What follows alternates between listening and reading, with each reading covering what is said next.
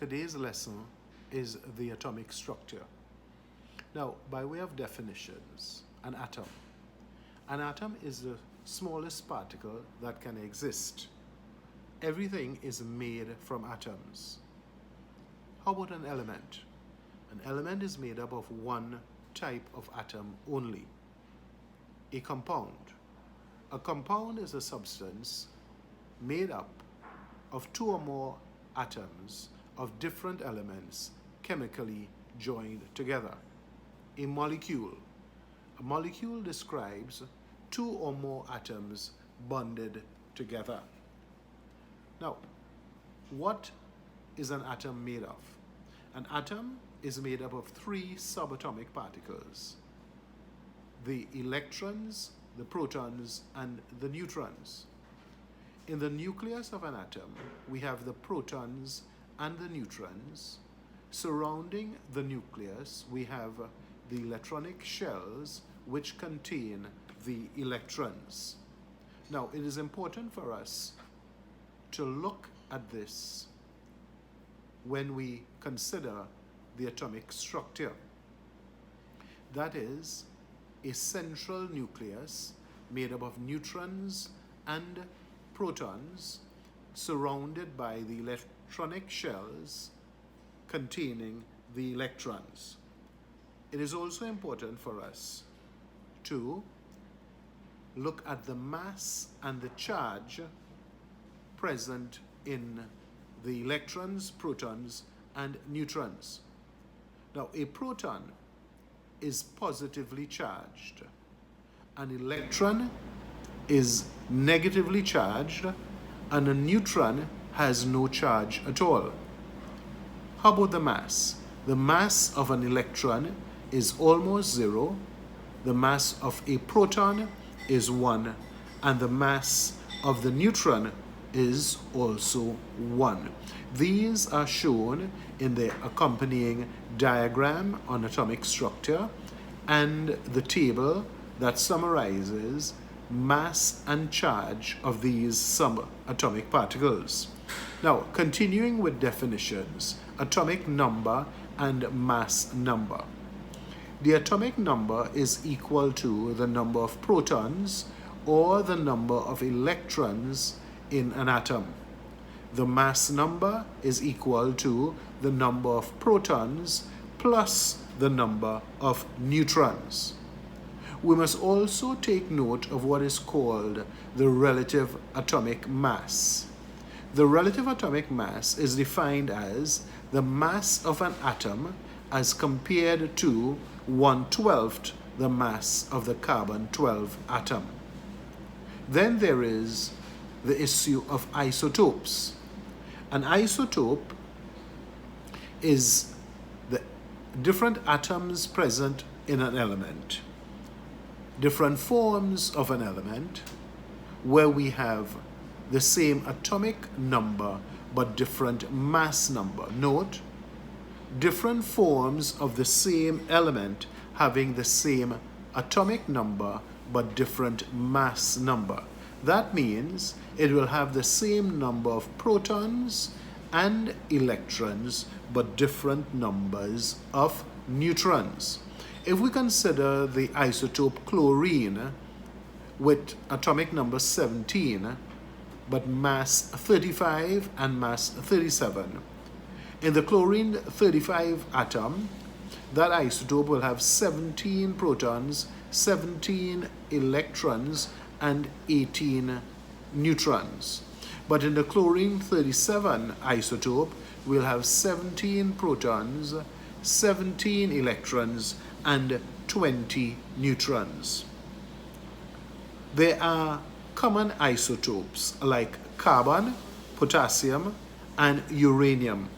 It is important for us to consider some common uses of isotopes. Carbon-14 is used in carbon dating, where we can determine the age of fossils.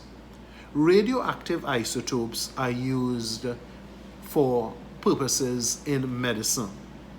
They are used for the detection of tumors and blood clots. For example, arsenic 74 is used for the determination of a tumor. Sodium 24 is used for the detection of blood clots.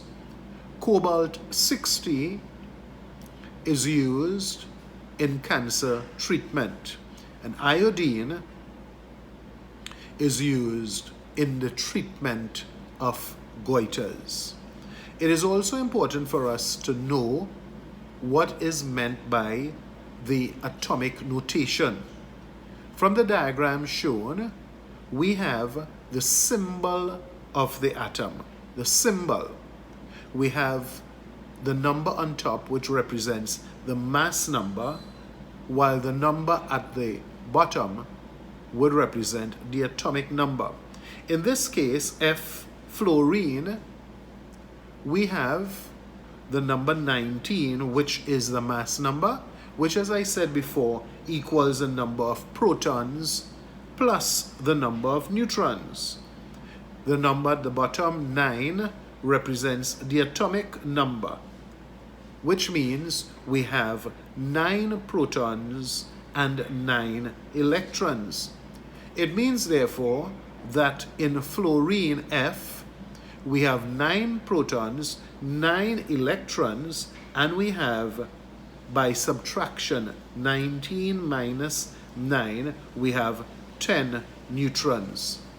Because it is an atom and the number of protons and electrons are the same, the pluses cancel out the minuses, and so the overall charge of an atom is 0. We say, therefore, that an atom is electrically neutral.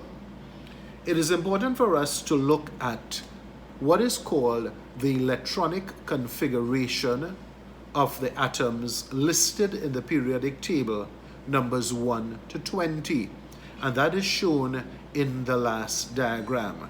Just by way of explanation, let us consider, for instance, helium.